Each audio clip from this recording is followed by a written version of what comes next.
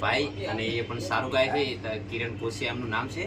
અને તમે રાકેશ બારોટની હું તમને વાત કરી, એ આ રાકેશ બારોટની સેમ કોપી છે અને રાકેશ બારોટનો અવાજ કાઢે છે. તો એમની જોડે આપણે રાકેશ બારોટનું ગીત ગવડાવશું. તો તમે એક રાકેશ બારોટનું સારું ગીત ગાઓ. એ બોધી મુઠી હતી લાખની રે મારી બોધી મુઠી હતી લાખની, ખોલી મુઠી ને ખબર પડી થઈ જઈએ તો કાકની. પછી મેં મન ગતિ જોતો ભાઈ બન હારે ઓટો, ઘરમાં દિવાલ ઉપર જોયો એના જેવો ફોટો.